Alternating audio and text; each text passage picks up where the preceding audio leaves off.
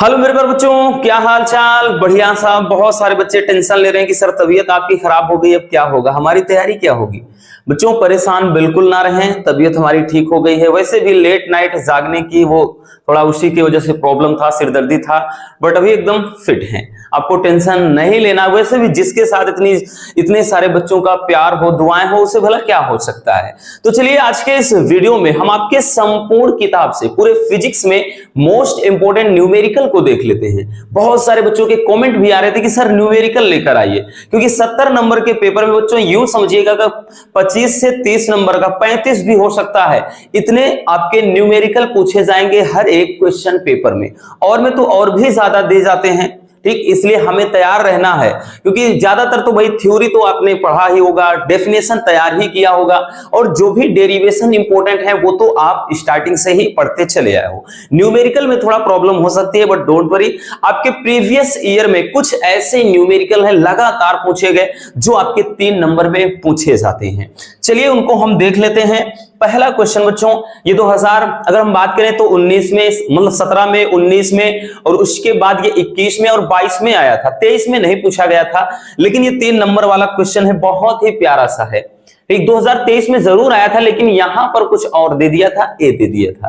Question है कि 2 बिंदु आवेश प्लस 9e तथा ए एक दूसरे से कह रहा है 16 सेमी की दूरी पर रखे हैं, तो इनके बीच एक आवेश क्यों को कह रहा कहां पर रख दिया जाए बच्चों कि वह संतुलन की अवस्था में हो। यह अब हमें निकालना है, ठीक है। देखिए करते क्या है, इसको पहले भी ऑलरेडी बता चुके हैं, नहीं पता है डोंट वरी, फिर से एक बार क्लियर हो जाएगा बच्चों, पूरा का पूरा रिवीजन। देखिए 2 बिंदु आवेश हैं, तो एक बिंदु आवेश हम यहां ले लेते हैं, ठीक। ये क्या है, प्लस 9e है, प्लस 9e, एक बिंदु आवेश यहां पर है, और दूसरा बिंदु आवेश बच्चों हम यहां पर प्लस e ले लेते हैं। दूसरा बिंदु आवेश ये हो जाएगा। एक दूसरे से कितने दूरी पर रखे हैं, तो एक दूसरे से रखे हैं बच्चों, ये कितने, 16 सेंटीमीटर की दूरी, तो टोटल डिस्टेंस 16 सेंटीमीटर है टोटल। अब कह रहा है कि इनके बीच एक आवेश क्यों को कहां पर रख दिया जाए। अब हम मान लेते हैं बच्चों कि इस पहले वाले बिंदु से क्या करते हैं, x दूरी पर, पहले वाले बिंदु से x दूरी पर एक बिंदु आवेश हम क्या रख देते हैं, क्यों रख देते हैं, ठीक है। मान लेते हैं भाई हमको नहीं पता कहां रखा जाए, तो हम मान लेते हैं कि पहले वाले आवेश से x दूरी पर हम एक बिंदु क्यों रख देते हैं, तब वो संतुलन की अवस्था में हो जाएगा। अब जब टोटल डिस्टेंस बच्चों 16 सेंटीमीटर है, तो ये वाली डिस्टेंस कितनी, मतलब x है, तो ये बाकी बची हुई डिस्टेंस कितनी हो जाएगी, जरा बताइएगा भैया। ये जो बची हुई डिस्टेंस है यहां से यहां, तो ये 16 माइनस x होगा। यस आर नो, होगा कि नहीं होगा, बिल्कुल होगा बच्चों, क्योंकि अब अगर देखें हम भाई कि टोटल x मतलब 16 है, इतनी x है, तो जो बाकी बची हुई दूरी है वो 16 में जब हम x माइनस कर देंगे तभी तो पता चलेगा। अब क्या है, जो भाई बल कह रहा है कि मतलब कब कहां रख दें कि वो संतुलन में हो। संतुलन का मतलब दोनों, इसके बीच जो बल लग रहा है और इसके बीच दोनों बल बराबर होना चाहिए, तभी तो संतुलन में होगा। तो हम इस वाले 9e और q के बीच पहले f बल का मान निकालेंगे, फिर इन दोनों आवेशों के बीच बल का मान निकालेंगे, तब दोनों को हम बराबर करेंगे, ठीक है। तो सबसे पहले बच्चों हम कूलाम के नियम के अनुसार फिर क्या करते हैं, F1 का मान निकालते हैं। F1 बराबर होता क्या है भाई, 1/4 pi epsilon not, 4 pi epsilon not, उसके बाद Q1 Q2 अपान R स्क्वायर। Q1 का मान बच्चों 9e है, ठीक, अपान Q2 यानी Q2 का मान केवल Q है, अपान R स्क्वायर, तो इधर वाला जो दूरी है वो x है, तो x स्क्वायर हो गया। इक्वेशन नंबर 1, इक्वेशन नंबर 1 हो गया। इसी तरह से बच्चों क्या करेंगे हम, इक्वेशन नंबर 2 यानी समीकरण 2 ही निकालेंगे। F1 हो गया तो F2 बराबर निकालेंगे, है ना बच्चों। F2 बराबर निकालेंगे तो भाई F2 अब इसके बीच निकालेंगे, तो 1 अपान इधर हो जाएगा 1/4 पाई एप्सिलॉन नॉट, उधर का जो Q1 है अब हम उसको E मान लेंगे, Q2 स्थान पे ये क्यों ही रहेगा बच्चों, और अपान x स्क्वायर। अब इसके बीच मतलब r स्क्वायर होता है फार्मूले में, तो इसके बीच की अब दूरी कौन सी है बच्चों, 16 माइनस x है, तो 16 माइनस x का स्क्वायर। Equation number 2। अब कह रहा है कि भाई दोनों संतुलन की अवस्था में हो, तो लिखेंगे बच्चों संतुलन की स्थिति में, संतुलन की स्थिति में। तो संतुलन की स्थिति में होगा क्या, तो संतुलन की स्थिति में हम बराबर कर देंगे बच्चों F1 बराबर F2, F1 बराबर F2, यानी हम दोनों को क्या करेंगे, इक्वल कर देंगे, दोनों को बराबर कर देंगे। अब जब बराबर करेंगे बच्चों तो होगा क्या भाई, F1 का मान रख देंगे 1/4 pi epsilon not 9e into Q upon x square बराबर F2 का मान क्या है 1/4 pi epsilon not e into Q upon 16 minus x का स्क्वायर। क्लियर, इतना तो क्लियर हो गया बच्चों। अब देखिए कुछ कटने वाली जो चीजें हैं काट देते हैं। 1/4 पाई एप्सिलॉन नॉट से ये कट गया, Q और E से Q और E कट गया, ठीक है ना, ये कट गया। अब बचा क्या, इधर बचा है 1/x स्क्वायर, ठीक, 1/x स्क्वायर इधर बच गया है, तो भाई हो जाएगा 1/x स्क्वायर बराबर इधर क्या बचा है बच्चों, ठीक, सॉरी 9 है, 199 है बच्चों, ये इधर है ना, ये भी 9 है, तो 9/x स्क्वायर बचा बराबर इधर बच गया 1/16 माइनस एक्स का स्क्वायर। इसको हम लिख सकते हैं बच्चों 3/x पूरे का स्क्वायर, ऐसे भी लिख सकते हैं, और इसको लिख सकते हैं 1/16 माइनस एक्स, ठीक है, 1 क्या लिख सकते हैं बच्चों 16 माइनस एक्स, इसका पूरे का स्क्वायर। तो ये घात से घात कट जाएगा। क्लियर, घात से घात कटा बच्चों, 3/x बराबर कितना हो गया 1/16 माइनस एक्स, इतना हो गया। तो इसको जब भाई क्रॉस गुणा कराएंगे, क्रॉस जब गुणा होगा बच्चों 16 × 48 माइनस 3x बराबर कितना हो जाएगा, ये हो जाएगा x एकम x, ठीक है, ये इतना हो गया। अब उसके बाद देखिएगा भाई, इसको देखिए हम उसको भगा देते हैं या इस चीज को उधर कर देते हैं, यानी 48 बराबर ये -3x है, उधर भेज देंगे x + 3x हो जाएगा। क्लियर, तो इसको लिख सकते हैं 48 बराबर 4x, या फिर सीधा करके 4x बराबर 48 सीधा सीधा लिख देंगे। तो भाई ये 4 कितना हो जाएगा, 4 12 में 48, ठीक है, यानी x बराबर कितना आया बच्चों, ये x बराबर आ गया आपका 12 सेंटीमीटर। सेंटीमीटर में ही था इसलिए दूरी सेंटीमीटर में ही आएगा, मीटर में होता तो बच्चों हम मीटर में निकाल देते, ठीक है। तो इस तरीके से इसको सॉल्व किया जाता है। अब यहां से बच्चों आपका अगर ये नहीं बनेगा ना, वैसे तो किसी ना किसी सेट में देगा जरूर, और ये नहीं बनेगा तो जो 16 सेंटीमीटर है यहाँ कुछ भी दे सकता है, 12 दे देगा, 15 दे देगा, या फिर कभी कभार केवल a लिख देता है बस। अभी इसके पहले बताया ना, कभी कभार केवल a लिख देता है कि a सेमी की या फिर a दूरी पर रखा है, बस इतना बोल देता है, ठीक है। तो कैसे भी करे बच्चों, कॉन्सेप्ट हमारा सेम होगा। क्लियर, चलिए अब देखते हैं नेक्स्ट क्वेश्चन को हम।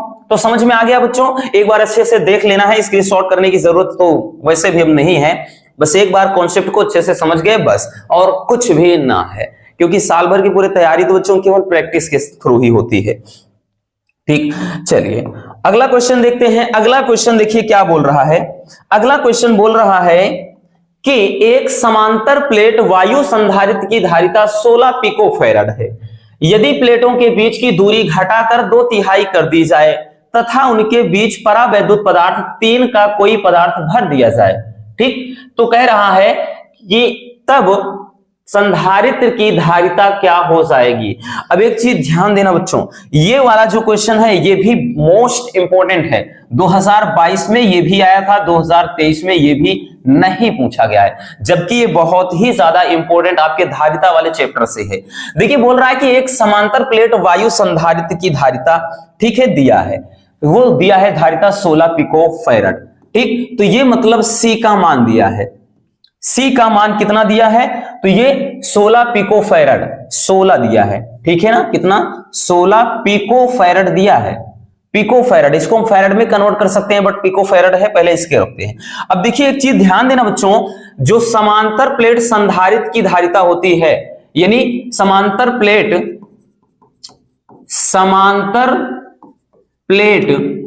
वायु संधारित्र की धारिता, वायु संधारित्र की धारिता, तो वायु संधारित्र की धारिता बराबर बच्चों क्या होता है, फार्मूला होता है C बराबर क्या होता है, epsilon not a upon D. यहां पर आगे के भी होता है, बट के का मान वायु के लिए 1 हो जाता है, यहां पर वायु है ना, तो यहां पर इसको रखने की जरूरत नहीं। और यही वाला सी का मान ये दिया है, मतलब बच्चों ये epsilon not a upon D बराबर क्या दे रखा है रसगुल्लों, इसके स्थान पे दे रखा है 16 पिको फैरड। क्या दे रखा है, 16 पिको फैरड। हम फैरड में भी इसको कन्वर्ट कर सकते हैं, बट यहां पर कोई जरूरत हमारे ख्याल से पड़ेगी नहीं, क्योंकि बच्चों आंसर भी हम क्या करेंगे, फिर उसका पिको फैरड में ही निकाल देंगे। ठीक है, अब देखिएगा इतना तो हो गया।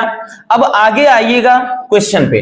क्वेश्चन पे आगे आते हैं। आगे कह रहा है कि यदि प्लेटों के बीच की दूरी क्या है, घटाकर 2/3 कर दी जाए, यानी प्लेटों के जो बीच की दूरी है, अब कह रहा है कि ये जो d का मान है वो क्या है, 2/3 यानी 2/3, 2/3d इतना रख दिया जाए। अब प्लेटों के बीच की दूरी d ना रख करके 2/3 कर दें, तो कह रहा है कि और उनके बीच कोई परावैद्युत पदार्थ 3 वाला, यानी परावैद्युतांक k का मान बोल रहा है, तो k का मान कह रहा है 3, परावैद्युतांक क्या हो, 3 हो। तब कह रहा है कि संधारित्र की धारिता क्या हो जाएगी। अब देखिएगा, अब हम निकालेंगे बच्चों संधारित्र की धारिता। तो संधारित्र की धारिता अब लिखेंगे फार्मूला क्या चीज, कि C बराबर, अब लिखेंगे K epsilon not A upon D। Clear, के एप्सिलॉन नॉट मतलब a अपॉन डी। अब यहां पे c डैश मान लेते हैं, क्योंकि c बराबर तो यहां पहले भी रखा है। ठीक है, अब इस फार्मूले से एक चीज ध्यान देखिएगा, ध्यान से देखिएगा बच्चों, यहां लिखेंगे c डैश बराबर k का मान कितना रखना है, तो भाई k का मान 3 रखना है। ठीक है, ये हो गया epsilon not a upon d का मान कितना रखना है, तो 2/3 दूरी अब कर दे रहा है बच्चों, तो इतना हो गया। ठीक है ना, इतना हो गया, समझ में आ गया। अब इसको भाई ये ऊपर का चला जाएगा, तो ये हो जाएगा c बराबर, c मतलब c डैश बराबर ये बटे बटे है, तो भाई ये ऊपर चला जाएगा, 3 त्रिका 9 हो जाएगा और 9/2। अब उसके बाद इधर क्या बचा है, तो इधर epsilon not a upon D, ये पूरा इतना बच गया है। अब एक चीज ध्यान देखिएगा, ध्यान से देखिएगा बच्चों, इतने का मान कितना है, एप्सिलॉन नॉट a, ये कितना मान आपको दिख रहा है ना, कि epsilon not a upon d बराबर कितना है, 16 पिको फैरड। तो यहां से हम लिख सकते हैं c डैश बराबर, ये हो गया 9/2 गुणे इसके स्थान पे 16 दिया है, तो भाई कितना हो जाएगा, 2/8 16। तो c डैश बराबर कितना बच्चों, 9/8 72 पिको फैरड, 72 पिको फैरड हो जाएगा, और यही क्या हो जाएगा, हमारा आंसर हो जाएगा। ठीक है, तो इस तरीके से बहुत ही सिंपल तरीके से इसको भी हम सॉल्व कर सकते हैं।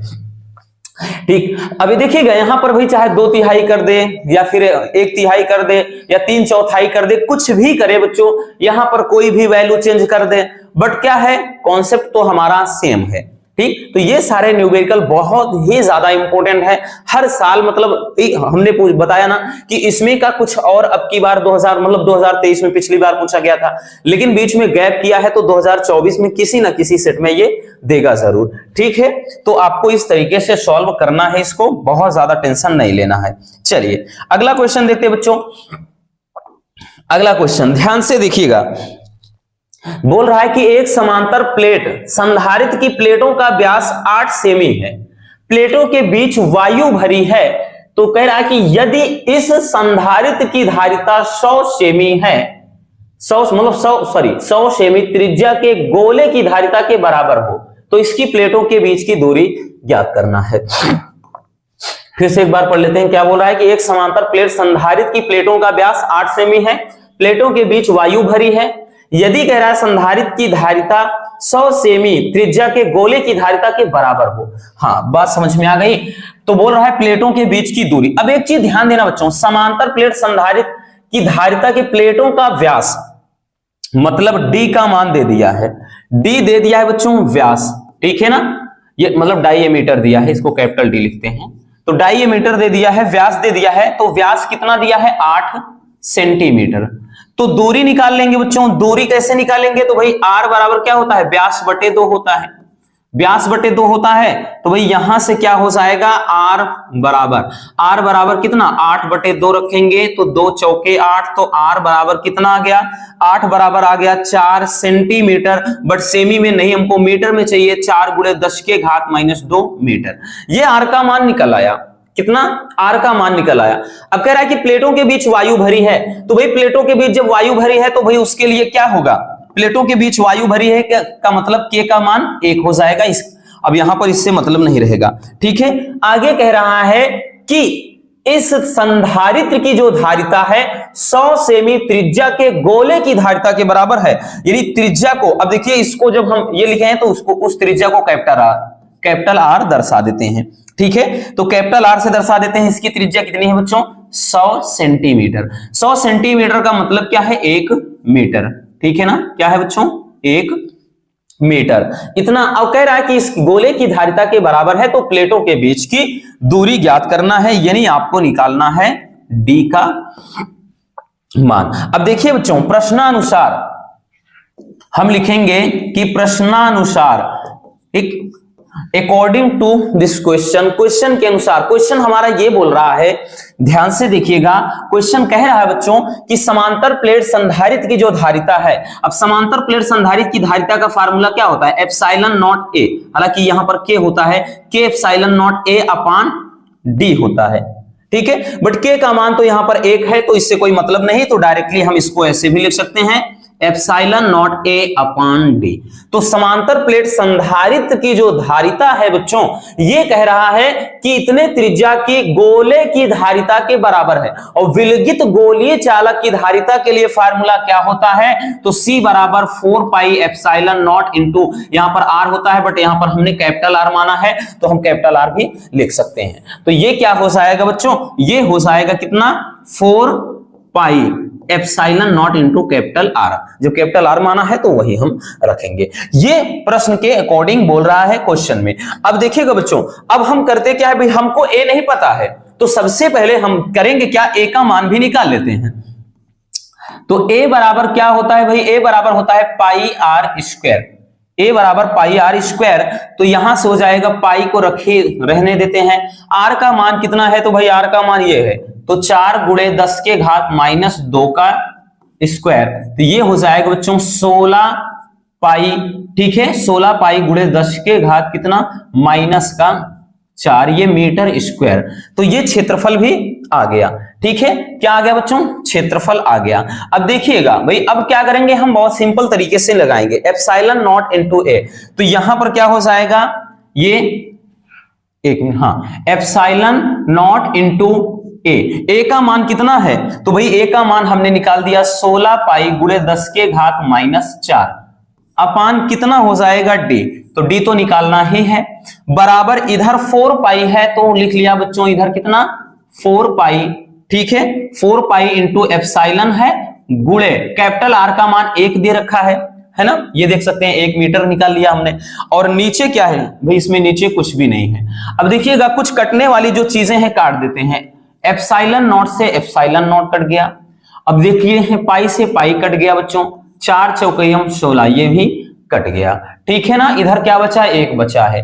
तो भाई अगर हम देखेंगे, गुणा कराएंगे तो d बराबर कितना हो जाएगा, d बराबर यहां पर 4 है इंटू 10 की पावर -4, इतना मीटर, यही क्या हो जाएगा, दूरी हो जाएगा, ठीक, यही क्या हो जाएगा बच्चों, प्लेटों के बीच की दूरी हो जाएगी। तो इस तरीके से इसको हम बहुत ही सिंपल तरीके से लगा सकते हैं। और भाई दूसरा तरीका पूछ सकता है, तो बच्चों बहुत करेगा, वैल्यू चेंज करेगा, ठीक है। ये समझना कि कोई जरूरी नहीं कि बस ऐसे ही आ जाएगा, वो बहुत सेम वैल्यू आएगा, कुछ भी दे, नियम हमें याद रखना है, सबसे जरूरी ये चीज है जो ये बोला है, ठीक है ना, सवाल में। चलिए अगला क्वेश्चन देखते हैं, समझ में आया।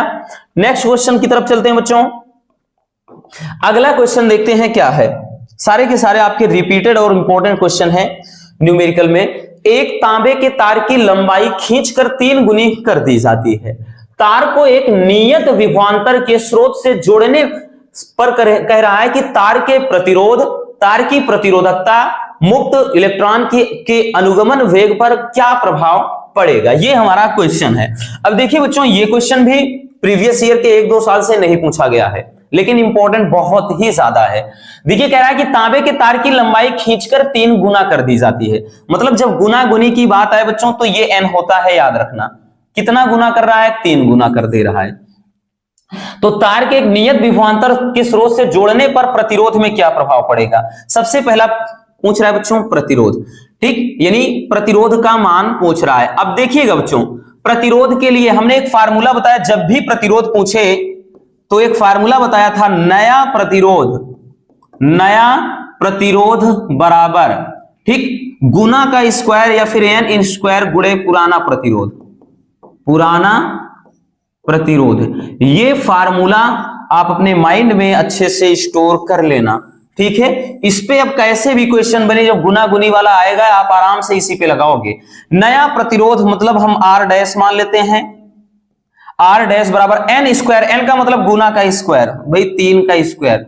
पुराना प्रतिरोध क्या है? तो पुराना प्रतिरोध मान लेते हैं r ही था, तो r डैश बराबर क्या हो जाएगा, ठीक, r डैश बराबर ये हो जाएगा 9r। यानी हम सीधी सी बात बोले तो भाई जो प्रतिरोध हो जाएगा, प्रतिरोध कितना हो जाएगा? तो प्रतिरोध 9 गुना हो जाएगा, बस सीधी सी बात, प्रतिरोध 9 गुना हो जाएगा।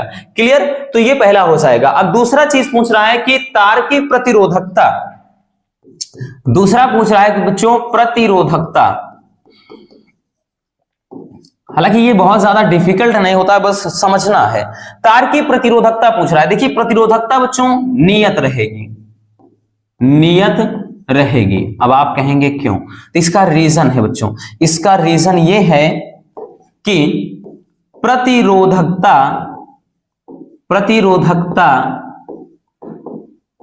चालक या फिर तार बोलने पर नहीं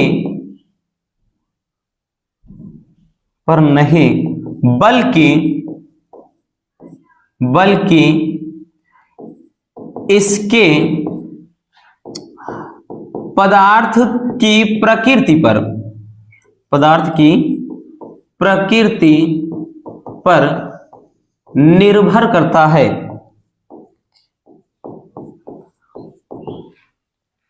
यानी जो प्रतिरोधकता हो जाएगी वो क्या रहेगा? प्रतिरोधकता नियत रहेगा, ठीक है ना। उसपे क्या ये नियत रहेगा, क्यों? क्योंकि जो प्रतिरोधकता होता है वो चालक पर नहीं, अर्थात तार पर नहीं, बल्कि तार किस पदार्थ का बना है, तार के पदार्थ की प्रकृति पर निर्भर करता है, इसलिए जो प्रतिरोधकता है वो कांस्टेंट रहेगा। क्लियर? अगला क्वेश्चन देखते हैं बच्चों। तीसरा क्या पूछा है भाई? तीसरा बोल रहा है कि मुक्त इलेक्ट्रॉनों की अनुगमन वेग पर क्या प्रभाव पड़ेगा। तो अनुगमन वेग के बारे में पूछ लिया है, अनुगमन वेग, कि अनुगमन वेग पर क्या प्रभाव पड़ेगा। तो अनुगमन वेग को v सफिक्स d से लिखते हैं। तो अनुगमन वेग बच्चों ध्यान देना लंबाई के व्युत्क्रमानुपाती होता है, अपने माइंड में ये छाप लेना। अनुगमन वेग लंबाई के व्युत्क्रमानुपाती होता है, लंबाई बढ़ेगी अनुगमन वेग कम हो जाएगा, अनुगमन वेग ज्यादा होगा मतलब लंबाई कम होगी, ठीक है, ये चीज होता है। तो ये एक दूसरे के व्युत्क्रमानुपाती होते हैं। इस तरह से बच्चों जो अनुगमन वेग हो जाएगा तो भाई ये तार की लंबाई कितना बोल रहा है भाई? 3 गुना कर दे रहा है, तो 1/3, 1 बाई कितना रखेंगे? 3। तो यहां से ये क्या हो जाएगा, हम लिखेंगे बच्चों कि अनुगमन वेग, ठीक, 1/3 या 1/3 लिख दें, 1/3 हो जाएगा। अनुगमन वेग कितना हो जाएगा? तो बबुआ हो जाएगा 1/3। क्लियर बच्चों? तो इस तरह से इसको हम लगाएंगे, ठीक है ना। कुछ भी देगा यहां पर 3 गुना, 2 गुना दे दे, चाहे 4 गुना दे दे, चाहे 5 गुना दे, क्या दिक्कत, कुछ प्रॉब्लम नहीं होनी चाहिए आपको, ठीक। चलिए नेक्स्ट क्वेश्चन की तरफ चलते हैं हम। अगला क्वेश्चन देखिएगा, अगला क्वेश्चन देखिए, इस चैप्टर से भी बहुत सारा, अगर हम बात करें तो लगभग हर सेट में एक क्वेश्चन देता है। हालांकि ये बहुत ज्यादा सिंपल होता है, लेकिन यहाँ पे सिंपल और डिफिकल्ट की बात नहीं हो रही, बात ये हो रही कि भाई कहां से क्वेश्चन बनते हैं। तो कह रहा 5 हेनरी स्वप्रेरकत्व वाली कुंडली में 5 एम्पियर की धारा 0.1 सेकंड में शून्य हो जाती है। तो कह रहा है कि कुंडली में प्रेरित विद्युत वाहक बल ज्ञात करना है आपको। तो कुंडली में प्रेरित विद्युत वाहक बल ज्ञात करना है बच्चों। देखिएगा अब यहां पर कह रहा है कि 5 हेनरी स्वप्रेरकत्व, एल का मान दे दिया है, एल का मान कितना दे दिया है? तो ये दे दिया है 5 हेनरी, 5 हेनरी। आगे कह रहा है कि 5 एम्पियर की धारा जो है वो 0.1 सेकंड में शून्य हो जाती है। मतलब जो है बच्चों डेल्टा टी तो सिंपल सी बात है, दे दिया है भाई डेल्टा टी, तो ये इसका मान तो 0.1 सेकंड दे दिया है। ठीक, आगे ये बोल रहा है, अब देखिए हम निकालेंगे अगला चीज डेल्टा आई। अब डेल्टा आई निकलता कैसे है, तो डेल्टा आई जैसे डेल्टा आई हो गया। अब यहां से देखिए एक चीज बोला है कि 5 एम्पियर की धारा शून्य हो जा रही है, तो यहां से क्या हो जाएगा, यानी I2 माइनस I1, इस तरह से डेल्टा आई का मान निकलेगा। तो यहां पर ये क्या हो जाएगा बच्चों, I2 यानी शून्य हो रही है और माइनस I1 का मान यानी 5 है। ठीक, तो भाई क्योंकि यहां प्रारंभिक धारा कितनी है, प्रारंभिक है कितना 5 है और अंतिम ये 0 है, तो यहां से कितना आ जाएगा -5 एम्पियर, -5 एम्पियर की धारा आ गई। अब बोल रहा है कि भाई क्या चीज बोल रहा है कि प्रेरित विद्युत वाहक बल यानी E का मान आपको क्या करना है, ज्ञात करना है।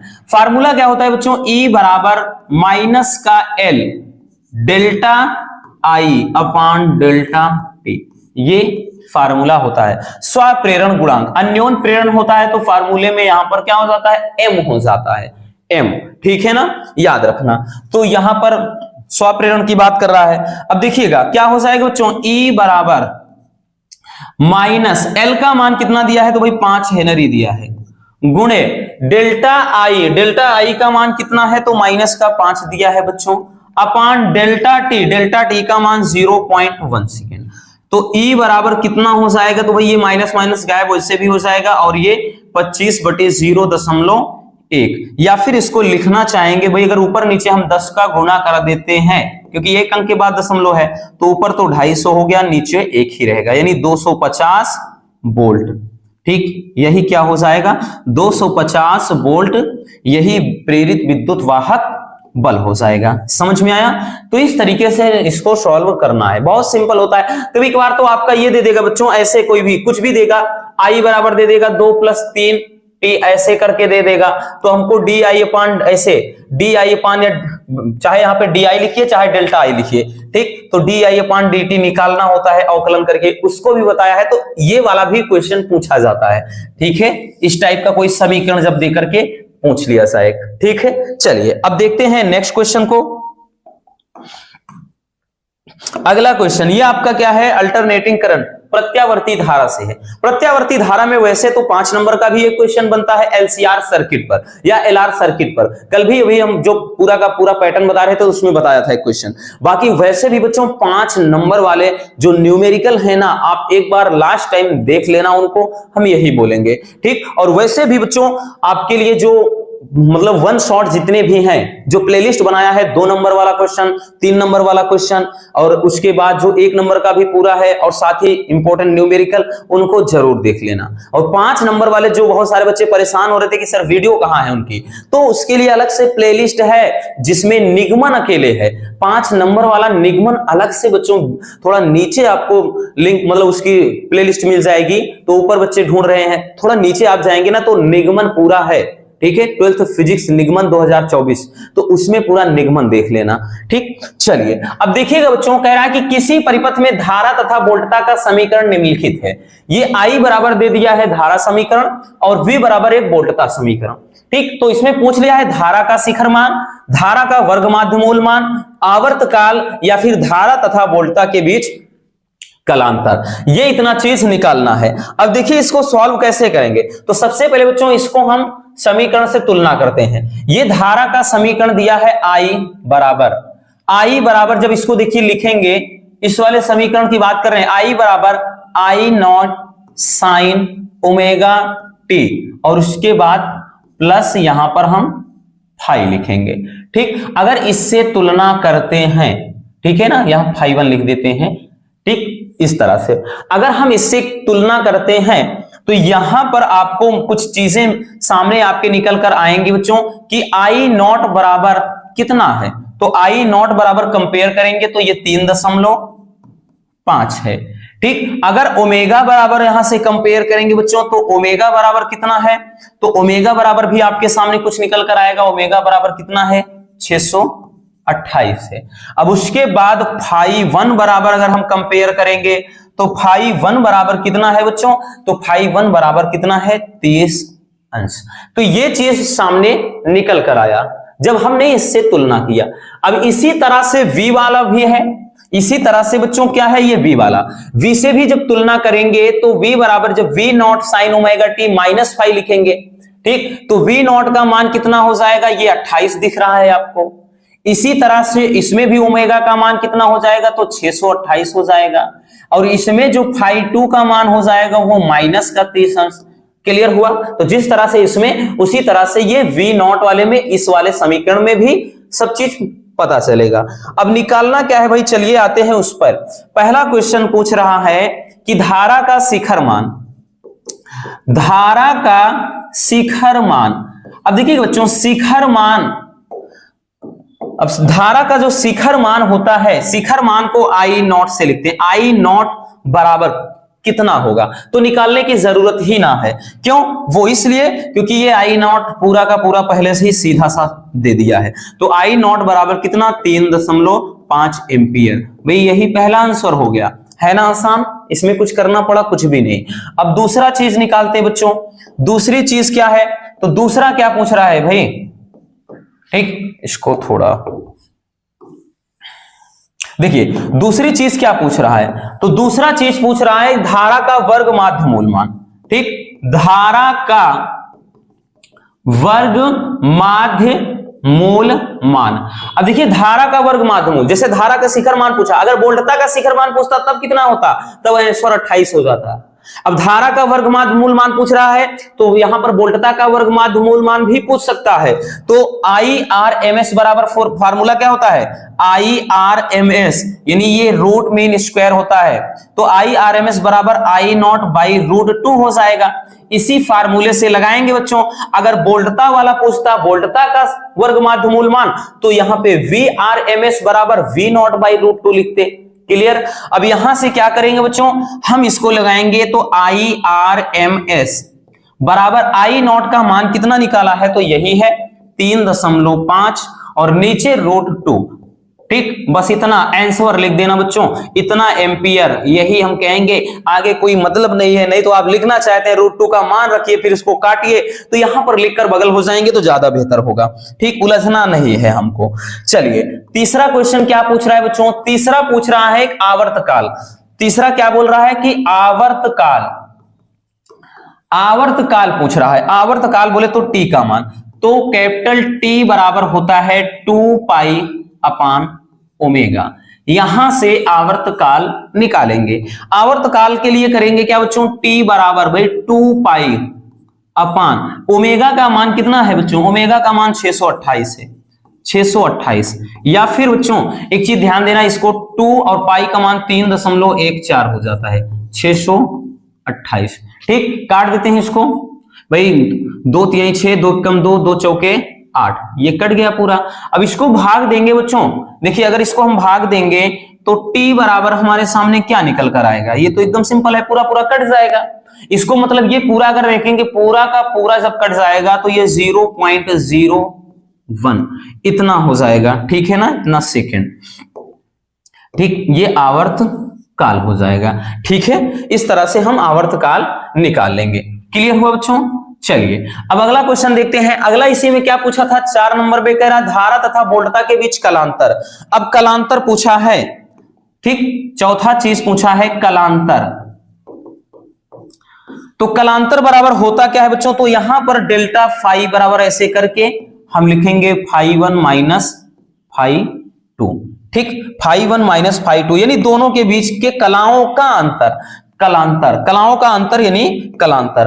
अब फाई 1 कितना है, 30 है, माइनस फार्मूले वाला, और फाई 2 का मान भी कितना है, माइनस है, तो ये प्लस हो जाएगा बच्चों, दोनों मिलके, यानी ये 30 अंश है, ये 30 अंश है, मिलकर के 60 अंश, ये क्या हो जाएगा, कलांतर हो जाएगा। ठीक है, तो कलांतर कितना आ गया, 60 अंश आ गया। तो इस तरीके से इसको बहुत ही सिंपल तरीके से सॉल्व हम कर सकते हैं। ठीक है ना, चलिए अब चलते बच्चों नेक्स्ट क्वेश्चन की तरफ। चलिए अब ये जो क्वेश्चन है ना बहुत ही मजेदार है और यहां पर आपको थोड़ा उलझाने के लिए इधर उधर देगा, बाकी आपको उलझना नहीं है। इसमें बस एक बात का ध्यान देना है बच्चों, और वो क्या है, चिन्ह परिपाटी है। क्या है, चिन्ह परिपाटी। अब चिन्ह परिपाटी में होता क्या है बच्चों, चिन्ह परिपाटी में U, V, F और R ये सब ध्यान देना होता है। U का मान माइनस, V का मान माइनस, F का मान माइनस, ये भी माइनस रहेगा। कब, जब बच्चों दर्पण अवतल हो, दर्पण अवतल हो। और जब दर्पण उत्तल हो तो उत्तल के केसेस में U, V, F और R का मैटर कैसे चलता है, U का मान माइनस, बाकी प्लस उत्तल में, ठीक है, बाकी का क्या होता है, प्लस।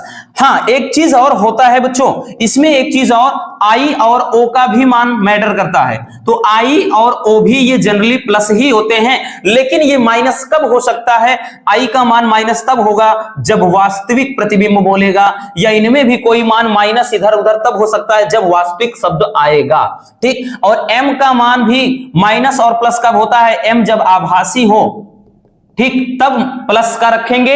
M क्या है, आवर्धन आपका, ठीक, रेखीय आवर्धन। और M का मान माइनस कब होता है, जब प्रतिबिंब वास्तविक हो, वास्तविक। ये बहुत जरूरी चीज है बच्चों, यही चीज अगर समझ गए ना, इसमें कुछ भी न्यूमेरिकल देगा फोड़कर आओगे।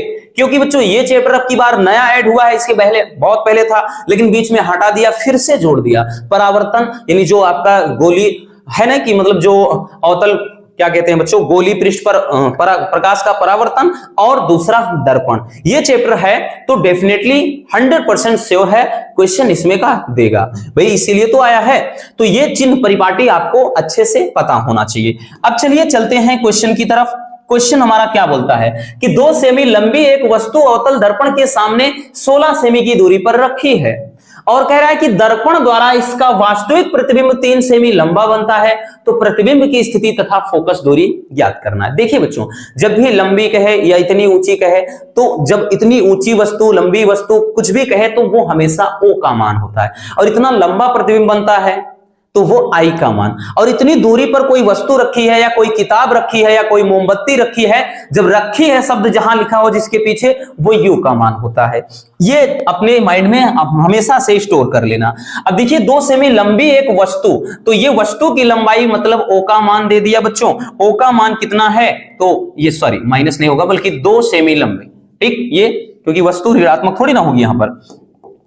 आगे कह रहा है कि दर्पण के सामने 16 सेमी की दूरी पर वस्तु रखी है। मिल गया ना बच्चों, U का मान तो भाई चाहे दर्पण अवतल हो चाहे उत्तल हो, वो तो U का मान माइनस में होगा ही, तो ये माइनस का 16 सेंटीमीटर। आगे सवाल पे आते हैं, इसका वास्तविक प्रतिबिंब 3 सेमी। अब देखिए वास्तविक शब्द आ गया बच्चों, तो I का मान भी कितना हो जाएगा, माइनस में हो जाएगा, नहीं तो हम प्लस में ही रखते। तो I का मान कितना, माइनस का 3 सेंटीमीटर, क्योंकि वास्तविक कहा है, वास्तविक शब्द ना जुड़ता तो हम प्लस का 3 रखते। तो प्रतिबिंब की स्थिति मतलब ये V का मान पूछ रहा है बच्चों, ठीक, और उसके बाद फोकस दूरी मतलब ये F का मान पूछ रहा है। ये 2 चीज आपको इसमें निकालना है। तो सबसे पहले भैया हम क्या निकालेंगे, रेखीय आवर्धन का फार्मूला अप्लाई करेंगे। रेखीय आवर्धन, अब देखिए बच्चों, रेखीय आवर्धन की बात करें तो रेखीय आवर्धन में आपके मतलब 2 से 3 फार्मूले बनते हैं। एक तो होता है m बराबर माइनस v अपान u, या एक तो m बराबर I अपान O चलता है, या एक तो I अपान O बराबर माइनस का V अपान U, ये चलता है। लेकिन जब यहां पर O का मान है, I का मान है, तो बच्चों फार्मूला कौन सा लगेगा, M का मान तो है नहीं, तो ये वाला लगेगा, क्योंकि यहां पर U का मान भी है, तो ये वाला फार्मूला। ये वाला कब लगता है बच्चों, जब गुना गुनी वाली बात आ जाए कि 2 गुना बड़ा प्रतिबिंब बनता है, 3 गुना बड़ा प्रतिबिंब बनता है, तब ये वाला अप्लाई करते हैं। क्लियर बच्चों, ठीक है, चलिए देखते हैं। यहां पर हम अप्लाई करेंगे बच्चों, I अपान O बराबर माइनस का V अपान U, ये फार्मूला लगाएंगे। अब भैया यहां पर माइनस चिन्ह प्लस कब होता है, मतलब लेंस में। जब लेंस आए यहां पे बोल देगा अवतल लेंस है या उत्तल लेंस, तब ऐसा कुछ देगा। पूरा सेम क्वेश्चन मान लेते हैं ऐसा दे दिया, तो ऐसे केसेस में बच्चों यहां पर क्या लगाते हैं, प्लस, ठीक, मतलब लेंस में यहां पर माइनस की जगह प्लस होता है, पूरा फार्मूला सेम रहेगा, ठीक है। तो I का मान भाई क्या है, I का मान माइनस का 3 दिया बच्चों। उसके बाद O का मान कितना है, 2 सेंटीमीटर दिया है। बराबर u, v का मान तो निकालना ही है अपने को, माइनस चिन्ह में लगे रहने दीजिए, और u का मान माइनस का 16 सेंटीमीटर है। कुछ कटने वाली चीजें हैं तो काट देते भाई, एक तो ये ऐसे ही कट गया, ठीक, 2 8 16 ये हो गया, यानी v का मान कितना निकल कर आया, माइनस का 24 सेंटीमीटर, 8 3 ये 24, u का मान तो 24 सेंटीमीटर बच्चों आ गया। अब अपने को निकालना क्या है, तो अब हमको निकालना है भाई रेखीय आवर्धन हो गया, अब निकालेंगे फोकस दूरी, ठीक। अब दूसरा क्या निकालना है, फोकस दूरी। अब फोकस दूरी के लिए भाई फार्मूला हम दर्पण वाला फार्मूला अप्लाई करेंगे, कौन सा, 1/f बराबर 1/v प्लस 1/u, ठीक, ये फार्मूला लगेगा। अब लेंस में यही फार्मूला, यहाँ पे चिन्ह माइनस होता है बस, ठीक। तो ये कितना हो जाएगा बच्चों, 1/f बराबर 1/v का मान कितना निकाला भाई, माइनस का 24 सेंटीमीटर, ठीक, माइनस सॉरी प्लस होगा 1/u का मान कितना है, तो u का मान माइनस का 16 सेंटीमीटर, ठीक है। अब एलसीएम ले लेंगे बच्चों, 1/f बराबर एलसीएम कितना होगा, तो भाई 16 48, हाँ 48 हो जाएगा, तो 24 दूना 48 माइनस का 2 हो गया, ठीक है। अब उसके बाद ये चिन्ह माइनस हो जाएगा, 16 3 48, तो ये 3 हो गया, ठीक। तो ये हो जाएगा 1/f बराबर माइनस का 5 बटे इतना 48, ये इतना हो जाएगा। या फिर इसको हम लिख सकते हैं, सीधा लिखेंगे बच्चों, तो f बराबर लिखेंगे तो भाई यही क्या हो जाएगा, 48 बटे कितना 5, ठीक। तो f बराबर इसको काटेंगे तो भाई 5 कितना, तो ये हो जाएगा कितना हो जाएगा, 5 9 45, ठीक, 5 9 45, 5 5 25, मतलब 5 6 30, ठीक, यानी 6, तो ये 9.6 सेंटीमीटर, ये कितना हो जाए, मतलब किसका मान हो जाएगा, फोकस दूरी का। तो इस तरीके से इसको लगाया जा सकता है, ठीक है। देगा जरूर बच्चों, इसमें कोई दो राय नहीं। अब किस सेट में आया भाई ये कोई नहीं जानता, आप किसी में इस टाइप का देगा तो किसी में गुना गुनी वाला देगा, बट डोंट वरी, उसमें भी हमने बताया ना, m बराबर माइनस का v/u रख के वहां से v या u का मान निकालेंगे, तब इस पर आप डायरेक्टली लगाओगे, ठीक है, इसलिए परेशान नहीं होना है। चलिए नेक्स्ट क्वेश्चन की तरफ चलते हैं बच्चों। हमारा अगला क्वेश्चन क्या है देख लेते हैं। अगला क्वेश्चन देखिए, ये प्रिज्म से रिलेटेड है, और प्रिज्म वाला भी हर साल, मतलब ये समझिए 2 से 3 सेट में देता है एक क्वेश्चन, ठीक। और इसमें पिछली बार भी 5 नंबर का दिया था 2023 में, और इसके पहले 2022 में भी एक इसमें से 5 नंबर वाला पूछा था। और ये आपके 2 नंबर वाले और 3 नंबर वाले तो लगे रहते हैं, वो हमेशा पूछे जाते हैं। देखिए कह रहा है कि ए प्रिज्म कोण वाले प्रिज्म के पदार्थ का अपवर्तनांक कोशेक a/2 है, तो कह रहा है कि इसका न्यूनतम विचलन कोण क्या होगा। तो चलिए निकालते हैं बच्चों कि इसका न्यूनतम विचलन कोण होगा क्या। भाई देखिए न्यूमेरिकल एकदम आसान होता है बच्चों। न्यूमेरिकल में बस होता क्या है, सबसे पहले आप क्वेश्चन को पढ़ें, जो वैल्यू है उनको पिक कर ले, वैल्यू जो है उसको रखिए, और सबसे बड़ी चीज तो फार्मूला पता होना चाहिए। पता चले फार्मूला ही आपको नहीं पता है, भाई चाहे जितना पढ़ा दिया जाए कोई फिर मैटर नहीं करता, कुछ भी नहीं हो सकता। इसलिए फार्मूला बहुत जरूरी है। अगर फार्मूला आपको याद है ना, कुछ भी घुमाए आप उसको लगा सकते हो। फिजिक्स में तो यही तो है और कुछ भी नहीं है, ठीक। चलिए, तो इसीलिए न्यूमेरिकल बच्चों को परेशान करता है, क्योंकि वो फार्मूला तैयार ही नहीं करते। ए प्रिज्म कोण वाला, तो भाई प्रिज्म कोण ए का मान तो ए ही है, प्रिज्म कोण यानी ए ही दे रखा है। पदार्थ का अपवर्तनांक, अपवर्तनांक को अपन किससे दर्शाते हैं, एन से दर्शाते हैं। एन का मान कितना है, कोशेक a/2, कोशेक a/2 दे रखा है बच्चों। तो कह रहा है इसका न्यूनतम विचलन कोण, इसको डेल्टा एम पूछ रहा है, न्यूनतम विचलन कोण। अब देखिएगा न्यूनतम विचलन कोण पूछ रहा है बच्चों, तो फार्मूला प्रिज्म वाला होता क्या है भाई, प्रिज्म के पदार्थ का अपवर्तनांक क्या होता है, प्रिज्म के पदार्थ का अपवर्तनांक, अपवर्तनांक प्रिज्म के पदार्थ का अपवर्तनांक का जो फार्मूला होता है, एन बराबर होता क्या बच्चों, sine a plus delta m/2 upon क्या होता है, साइन a/2, ये फार्मूला होता है। इस फार्मूले की मदद से चाहे हम n का मान निकाल सकते हैं, चाहे तो a का मान निकाल सकते हैं, चाहे तो डेल्टा m बोले तो विचलन कोण निकाल सकते हैं, मतलब कुछ भी निकाल सकते हैं इसी फार्मूले की मदद से, ठीक है। चलिए अब देखो बच्चों, यहां पर n का मान दे रखा है, n कितना दे रखा है, तो भाई n का मान तो कोशेक a/2 है, तो हम लगा दिए क्या, कोशेक a/2, ये हमने n का मान पुट कर दिया।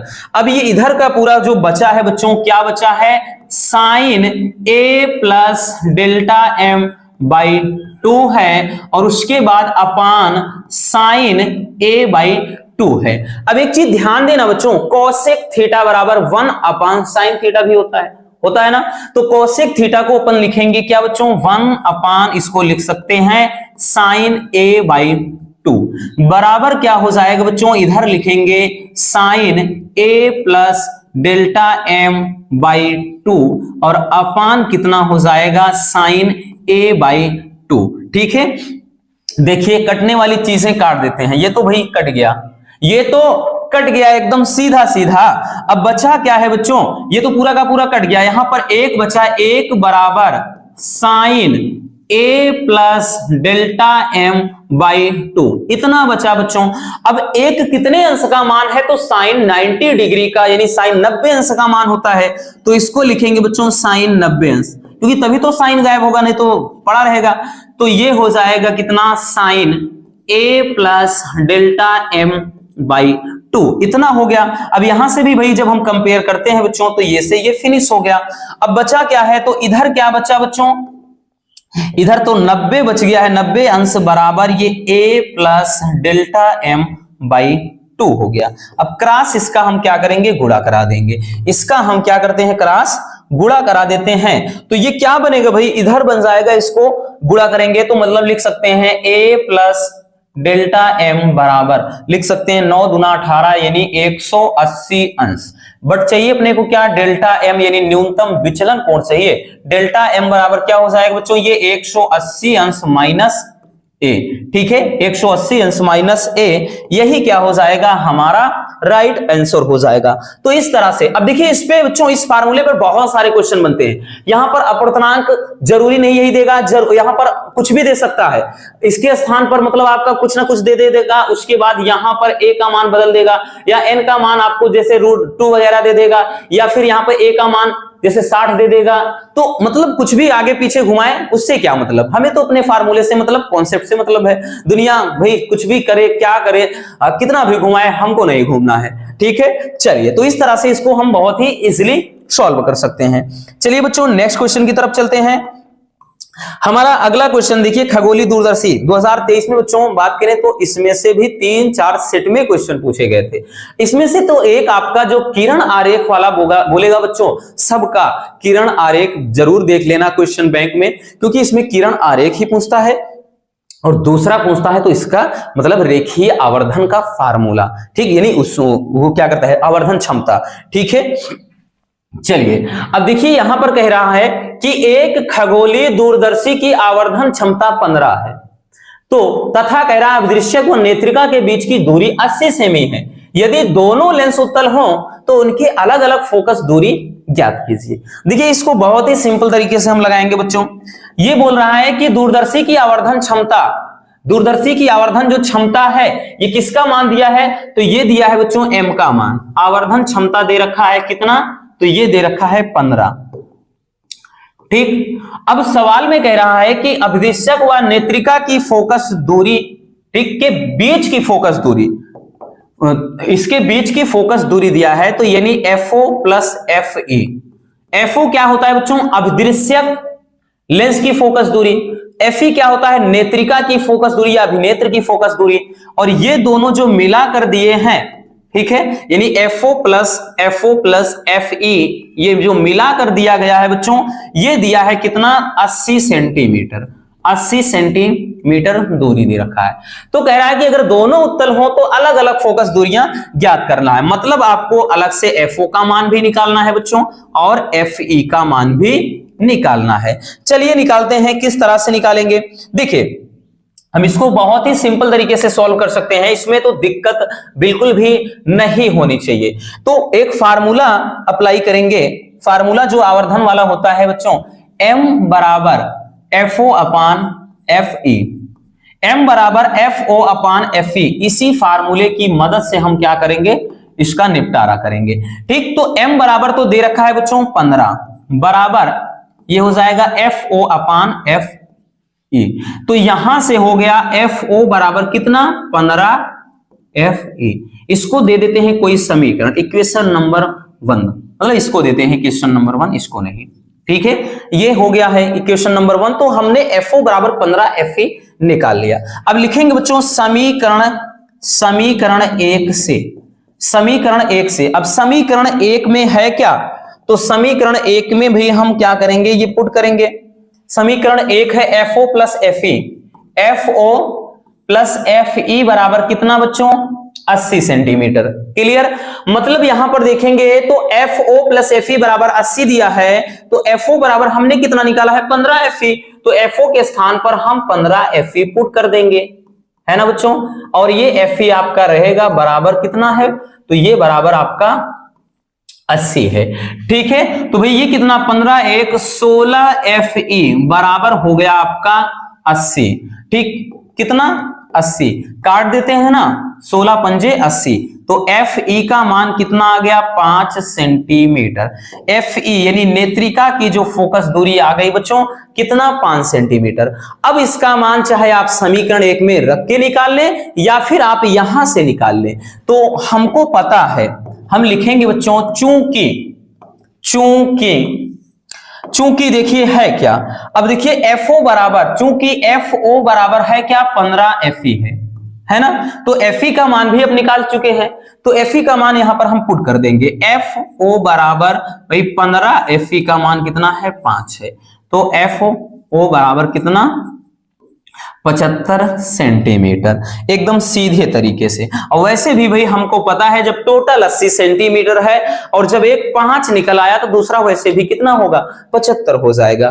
ठीक है बच्चों, तो इस तरीके से मतलब इस पर आपका खगोलीय दूरदर्शी पे बस यही एक मतलब ये फार्मूला और एक ये जो लगता है इसके बीच की दूरी के लिए, तो इसी पर दोनों निपट जाते हैं। ठीक, चलिए अगले क्वेश्चन की तरफ चलते हैं। नेक्स्ट न्यूमेरिकल है, ये इस पर देखिएगा बच्चों, ये न्यूमेरिकल बहुत ही शानदार है, पूछेगा जरूर। इस पर एक मतलब ये जो है आपका यंग का द्विक रेखा छिद्र प्रयोग है, इस पे एक अदीप्त फ्रिंज एक दीप्त फ्रिंज के लिए आता है और कुछ भी है नहीं। इसमें पूरे फार्मूले में यानी पूरे चैप्टर में ही यही है, जो भी एक डेरिवेशन है इसमें दीप्त अदीप्त देता है। यंग के द्विस्लिट, ये दो नहीं रहेगा, यंग के द्विस्लिट प्रयोग में दो कला संबद्ध स्रोतों के बीच की जो दूरी है 2 mm है और पर्दे की जो दूरी है 1.5 मीटर है। यदि 6000 एंगस्ट्रॉम तरंगदैर्घ्य का एक वर्णीय प्रकाश प्रयुक्त हो तो केंद्र से तीसरी अदीप्त फ्रिंज की दूरी निकालना है। इसको पहले भी बता चुके हैं, तो भाई पहले की बात छोड़ देते हैं ना, छोड़ो कल की बात पुरानी। और आज हम नए दौर में क्या है लिखेंगे, एक नई कौन सी कहानी, फिजिक्स की कहानी। चलिए, तो यहां पर क्या है बच्चों, बीच की दूरी, जब भी बच्चों दो स्लिट के बोलेगा या रेखा छिद्र के बीच की दूरी बोले या स्रोतों के बीच की दूरी कुछ भी कह दे तो वो स्मॉल डी होगा रसगुल्लो, याद रखना। स्मॉल डी का मान कितना, तो भाई ये 2 मिमी है, कितना, 2 mm में दिया है तो मीटर में बदल लेते हैं सबसे पहले, तो भाई इसको लिख सकते हैं 2 × 10⁻³ मीटर। ध्यान देना बच्चों, बिना मीटर में लगाओगे ना गलत हो जाएगा। पता चले 1 मिलीमीटर में है, दूसरा सेंटीमीटर में दिया तो कोई तीसरा मीटर में, तो पहले सबको मीटर में बदलो, इसीलिए तो MKS पद्धति पढ़ाया गया है। तो ये चीज ध्यान देना, ठीक, पहले एक राशि में सबको बदलना है तब हम लगाएंगे। अब आगे कह रहा है कि पर्दे की दूरी, जब पर्दे की दूरी कहेगा तो ये कैपिटल D होगा, छाप लेना माइंड में, 1.5, तो वही ये तो मीटर में दिया है, इसमें तो कुछ छेड़खानी करनी नहीं है। यदि एंगस्ट्रॉम दे दिया है मतलब कितना, मतलब एंगस्ट्रॉम में क्या दिया है, तरंगदैर्घ्य। लेमडा बराबर कितना, तो भाई लेमडा बराबर दे रखा है 6000 एंगस्ट्रॉम। एंगस्ट्रॉम को मीटर में बदलेंगे तो 6000 × 10⁻10 मीटर, ठीक, या फिर इसको लिख सकते हैं 6 × 10⁻7 मीटर, ऐसे भी लिख सकते हैं, ये मीटर में आ गया। अब बोल क्या रहा है कि केंद्र से तीसरी अदीप्त फ्रिंज की दूरी यानी x3, ठीक, किसके लिए, अदीप्त के लिए, अदीप्त के लिए ये चीज पूछ रहा है। अब एक चीज ध्यान देना, इसमें जो फार्मूला अप्लाई होता है बच्चों, फार्मूला ही मेन है। तो हम लिखेंगे कि केंद्र से, हम लिखेंगे केंद्रीय फ्रिंज से या केंद्र से, ठीक, केंद्रीय फ्रिंज से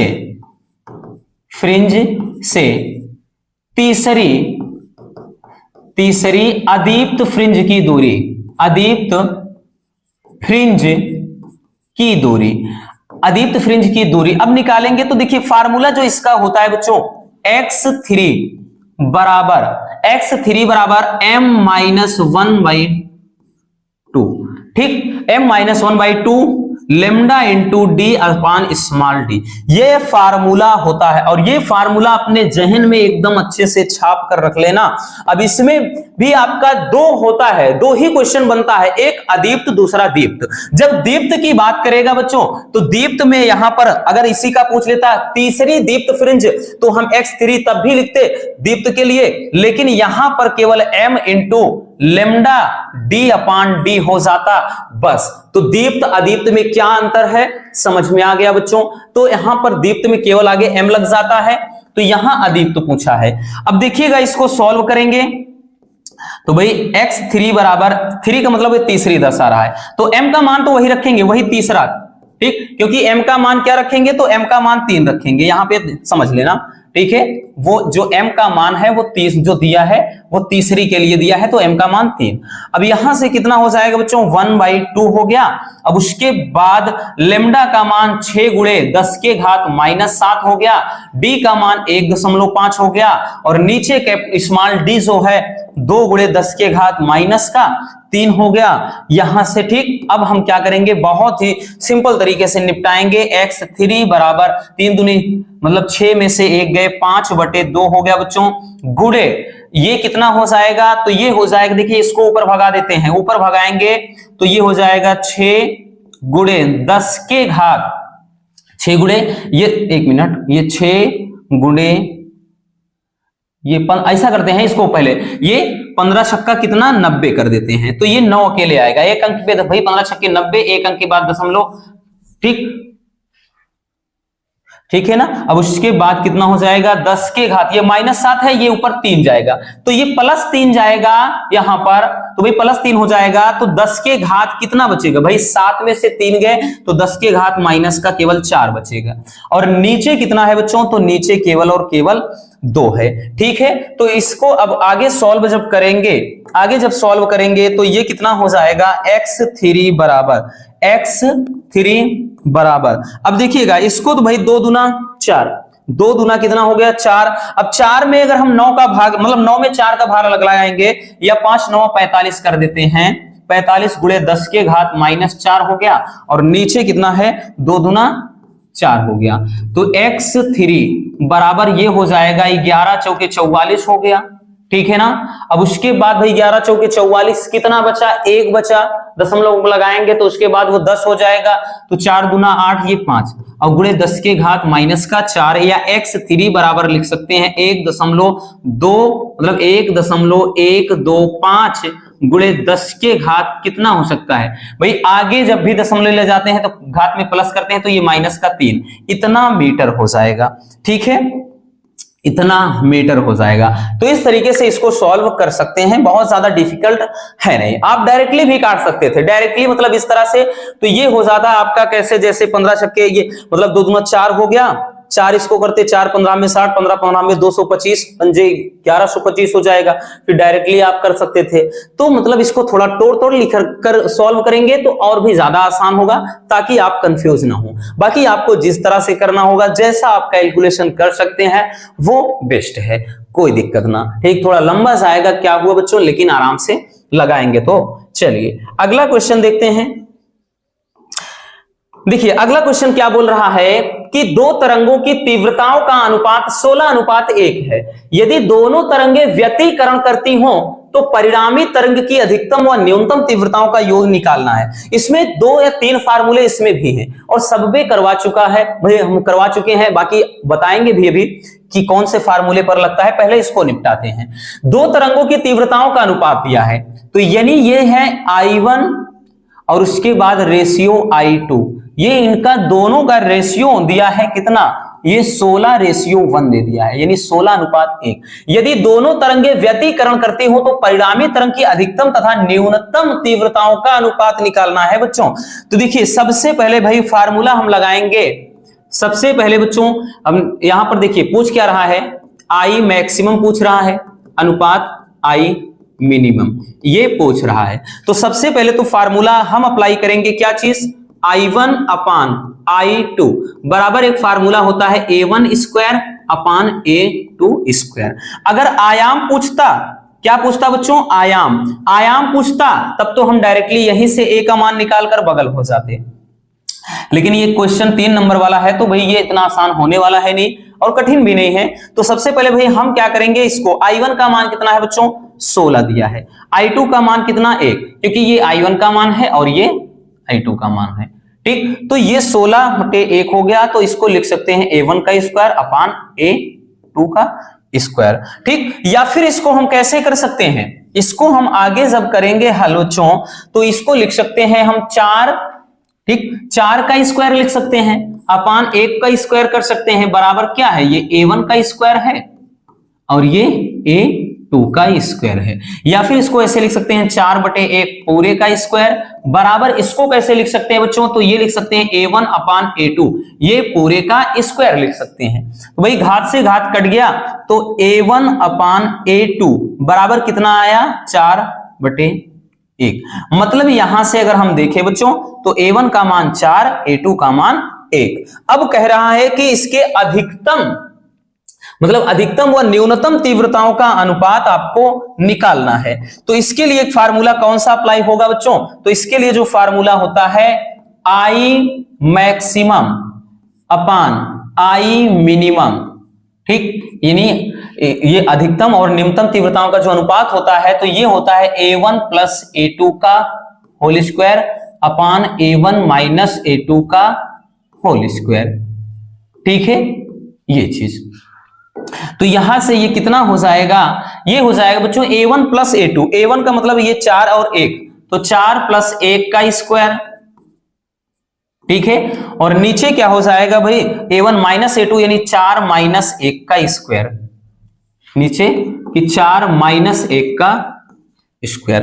ठीक, इस तरह से तो ये कितना हो जाएगा, तो ये हो जाएगा आपका कि I maximum upon I minimum बराबर कितना हो गया बच्चों, ये 4 1 5 का स्क्वायर हो जाएगा भाई, और नीचे 4 में से 1 गए 3 का स्क्वायर। तो इन दोनों का जो रेशियो निकल कर आएगा I maximum upon I minimum बराबर कितना हो जाएगा भाई, 5 पंजे ये 25 हो गया और 3 त्रिका 9 हो गया। तो हम इसको सीधा सा लिख सकते हैं इस तरह से कि I मैक्सिमम अनुपात I मिनिमम, इनका जो रेशियो है वो कितना है 25:9। ठीक, यानी 25:9, यही क्या हो जाएगा बच्चों, यही हमारा आंसर हो जाएगा। ठीक है ना, तो इस तरीके से इस पर लगाते। अब इस पर एक जो और फार्मूला होता है इस्तेमाल, वो कौन सा होता है, तो जो I बराबर I1 plus I2 plus 2 root में I1 I2 into cos phi, वो फार्मूला भी इस पर अप्लाई होता है। तो उस पर आपका जैसे कोण वगैरह दे देगा तो उसको आराम से निकाल सकते हो। ठीक है, चलिए, तो इस तरह से बच्चों बहुत ही सिंपल तरीके से हम इस फार्मूले पर, इसमें एक फार्मूला ये हो गया और दूसरा फार्मूला आपका ये वाला हो गया, यही 2 फार्मूले इसमें क्या है इस्तेमाल किए जाते हैं। क्लियर हो गया। चलिए बच्चों, चलिए अब चलते हैं नेक्स्ट क्वेश्चन की तरफ, हम देख लेते हैं अगला क्वेश्चन। अगला क्वेश्चन देखिएगा, अगला क्वेश्चन क्या बोल रहा है, कह रहा है कि समान चाल से गतिशील इलेक्ट्रॉन तथा प्रोटॉन से संबद्ध डी ब्रोगली तरंग दैर्ध्य का जो अनुपात है ज्ञात करना है, जबकि प्रोटॉन का द्रव्यमान इलेक्ट्रॉन के द्रव्यमान का 1840 गुना है। अब देखिएगा इसमें बोल क्या रहा है भाई, सवाल में क्या है कि समान चाल से गतिशील इलेक्ट्रॉन और प्रोटॉन, तो मतलब इलेक्ट्रॉन का चाल V और A इंटू लिख देंगे तो ये इलेक्ट्रॉन का चाल हो जाएगा। ठीक है ना, इलेक्ट्रॉन की चाल, तो ये क्या है बच्चों, तो ये है इलेक्ट्रॉन की चाल, इलेक्ट्रॉन की चाल है। क्लियर। अब उसके बाद यहां पर भाई आगे अगर हम लिख देंगे Vp, तो ये क्या हो जाएगा, Vp हो जाएगा, तो भाई ये हो जाएगा प्रोटॉन की चाल। अब इलेक्ट्रॉन और प्रोटॉन की चाल कह रहा है कि ये समान चाल से गतिशील हैं, तो इसका मतलब ये चीज है बच्चों कि ये जो है यानी Ve जो है बराबर जो Vp है, ये बराबर हम समान चाल से यानी हम बराबर V लिख सकते हैं, सीधी सी बात। ये थोड़ा टेक्निकल क्वेश्चन है, बाकी कुछ है नहीं इसमें।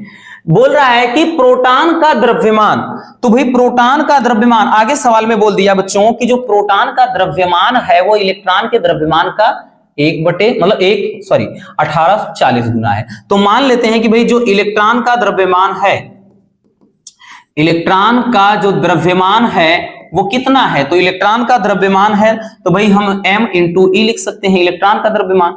और सवाल में ये चीज कह दिया आगे, जबकि प्रोटॉन का द्रव्यमान जो है यानी जो mp है, प्रोटॉन का जो द्रव्यमान है बच्चों, ये बोल रहा है कि इलेक्ट्रॉन के द्रव्यमान से, ठीक है, मास ऑफ इलेक्ट्रॉन, इलेक्ट्रॉन के द्रव्यमान से कितना है, तो ये 1840 यानी 1840 गुना है, ठीक है, 1840 गुना है। तो कह रहा है कि इनके डी ब्रोगली तरंग दैर्ध्यों का अनुपात निकालना। अब देखिए बच्चों, डी ब्रोगली तरंग दैर्ध्य का अनुपात क्या होगा, सबसे पहले इलेक्ट्रॉन है, ठीक, तो लिखेंगे इलेक्ट्रॉन, इलेक्ट्रॉन का तरंग दैर्ध्य, ठीक, इलेक्ट्रॉन का तरंग दैर्ध्य, इलेक्ट्रॉन का तरंग दैर्ध्य कितना हो जाएगा, या इलेक्ट्रॉन के तरंग दैर्ध्य के लिए तो हम देखिए फार्मूला होता है बच्चों, लेम्डा बराबर h अपान mv, यही तो होता है डी ब्रोगली तरंग दैर्ध्य, या लेम्डा बराबर h अपान p होता है, या यहाँ पे √2m होता है। तो लेकिन m अपान मतलब h अपान mv लिखेंगे क्योंकि m भी दिया है v भी दिया है। तो हम इलेक्ट्रॉन के लिए जब लिखेंगे तो इलेक्ट्रॉन के लिए तो लेम्डा e हो जाएगा, h तो कांस्टेंट है वो तो रहेगा ही, और यहां पर me हो जाएगा, और ये जो v है वो ve हो जाएगा, ठीक है, वो क्या हो जाएगा, ve हो जाएगा। अब इसी तरह से बच्चों, इसी तरह से हम क्या करेंगे, हम निकालेंगे प्रोटॉन का, ठीक है, प्रोटॉन का तरंग दैर्ध्य। अब प्रोटॉन का तरंग दैर्ध्य इसी तरह से हम निकालेंगे, तो प्रोटॉन का भी तरंग दैर्ध्य, तो लेम्डा p बराबर क्या लिखेंगे बच्चों, h अपान लेम्डा p बराबर h अपान mp, और उसके बाद इंटू vp, कितना, Vp, ये हो जाएगा। अब इनका क्या है भाई, अनुपात निकालना है। तो जब अनुपात निकालेंगे बच्चों, यानी लेम्डा E अपान ये लेम्डा P बराबर करेंगे, जब अनुपात निकालेंगे तो भाई H अपान ये वाला ME अपान VE हो जाएगा, ठीक है, अपान क्या हो जाएगा इसका, H अपान कितना, ये MP इंटू VP हो जाएगा, ठीक। अब देखिए भाई दोनों का यहां पर देखेंगे, अब जब भाग लगा दिया यानी अनुपात जब निकाल रहे हैं बच्चों, तो ये हो जाएगा लेम्डा E बराबर मतलब सॉरी अपान लेम्डा P बराबर, इसको लिख सकते हैं, इसको लिख सकते हैं H अपान यानी ME इंटू VE, और ये गुणे में हो जाएगा बच्चों, गुणे में ये चीज ऊपर चला जाएगा, तो ये MP VP अपान कितना हो जाएगा, H हो जाएगा, उल्टा हो जाएगा। अब देखिए सब कहानी सेम है, ठीक। अब कहानी भाई इसमें क्या है कि H अपान एक बार कर देते हैं जो ME है, और VE बराबर भी V है, और उसके बाद ये MP है, VP बराबर भी V है, और H है। तो कुछ कटा बच्चों, कुछ दिख रहा है, बिल्कुल बिल्कुल, H से H कट गया, V से V कट गया। तो अब डायरेक्टली निकाल सकते हैं लेम्डा E अपान लेम्डा P बराबर क्या निकल कर आया है, MP अपान MV, ठीक है, मेरी सॉरी ME, ये निकल कर आया है।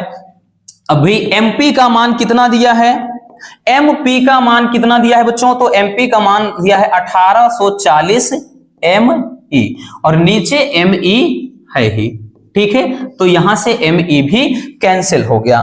तो अब जो रेशियो निकल कर आया यानी ME अपान सॉरी लेम्डा E अपान लेम्डा P बराबर निकल कर कितना 1840/1, ठीक। या फिर इनको हम अनुपात के रूप में लिखना चाहेंगे तो lambda E ratio lambda P बराबर कितना 1840/1, ठीक है। यही क्या हो जाएगा बच्चों, यही इसमें रेशियो हो जाएगा, यही क्या हो जाएगा, अनुपात हो जाएगा। तो देखिए इसमें थोड़ा क्या है, बहुत ज्यादा कुछ है नहीं, ठीक। तो इसी टाइप के क्वेश्चन आ जाते हैं तो बच्चे बोलते हैं कि सर बहुत ज्यादा टफ पेपर आया था, बहुत हार्ड था, कुछ नहीं मिला। देखिए फिजिक्स समझने वाला सब्जेक्ट है, फिजिक्स में रटा नहीं जा सकता, अदर सब्जेक्ट को तो आप हिंदी है, इंग्लिश में थोड़ा, हाँ इंग्लिश में भी रट्टा मार सकते हो, ठीक, उतना ज्यादा नहीं, लेकिन फिजिक्स और केमिस्ट्री में तो बिल्कुल रटकर तैयार नहीं कर सकते हो। ये कॉन्सेप्ट समझने वाला सब्जेक्ट होता है, मतलब इसमें चीजों को रिलेट करना होता है कि कौन चीज कब कहां जुड़ जाएगी। भाई देखा होगा कोई भी न्यूमेरिकल चल रहा होता है, उसमें पता चले ओम का नियम भी लग गया है, उसमें पता चले कि भाई आपका कूलाम का नियम भी चल रहा है, मतलब अदर कोई नियम भी चल रहा है, सब मिलाकर खिचड़ी करता है। तो ये चीज होता है। अब देखिए चाहे से यहां पर क्या इलेक्ट्रॉन प्रोटॉन की बात हो रही है, लेकिन यहां पर तरंग दैर्घ्य के लिए बात कर दिया कि इनका अनुपात निकालना है, ठीक है, डी ब्रोगली तरंग दैर्घ्य। तो इस तरह से क्या है, बहुत ही सिंपल तरीके से इसको भी हम लगा सकते हैं, ठीक। चलिए बच्चों अब आगे देखते हैं अगला क्वेश्चन। देखिए ये क्वेश्चन जो है ये आपका परमाणु वाले चैप्टर से है। बोल रहा है कि एक हाइड्रोजन परमाणु में कक्षा n बराबर 4 से कक्षा n बराबर 2 में एक संक्रमण होता है, तो हाइड्रोजन परमाणु की आयनन ऊर्जा ज्ञात करना है।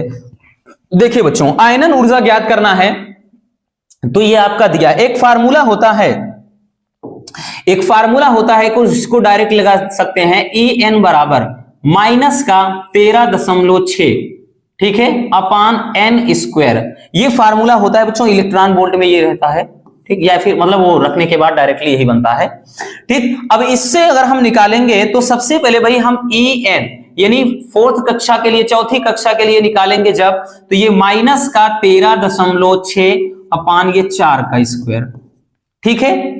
तो यहां से क्या है, तो E4 बराबर ये हो जाएगा 13.6 बटे 4 चौके 16, माइनस का ये हो गया। अब उसके बाद अगर हम डायरेक्टली निकालना चाहेंगे E4, ठीक, एक ही तरह से लिखो दो सब, तो E4 बराबर कितना हो जाएगा बच्चों, ये बराबर हम इसको लिख सकते हैं माइनस का, भाई देखिए 16 × 128 हो जाएगा, और उसके बाद ज्यादा हाँ 0 पॉइंट ये 8 बार में ही जाएगा, 8 कितना 5, इतना इलेक्ट्रॉन वोल्ट में, ठीक। अब इसी तरह से भाई दूसरे, अब एक दे दिया है n बराबर 2 से, अब n बराबर 2 से एक दे दिया है कि भाई दूसरी कक्षा है, तो हम क्या करते हैं E2 ऐसे निकाल लेते हैं बच्चों। E2 बराबर निकालेंगे तो माइनस का ये 13.6 अपान n स्क्वायर बोले तो 2 का स्क्वायर हो गया, तो E2 बराबर कितना हो जाएगा, माइनस का 13.6 बटे 4, तो E2 बराबर कितना, 4 चौके 16, ज्यादा 4 तिहाई 12, माइनस का 3.4 हो गया, इतना इलेक्ट्रॉन वोल्ट।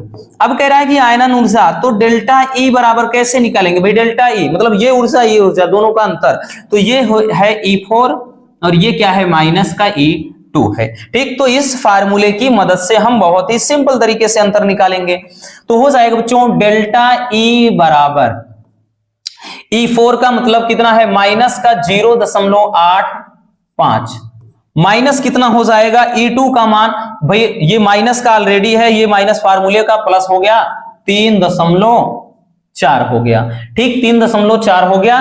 तो डेल्टा E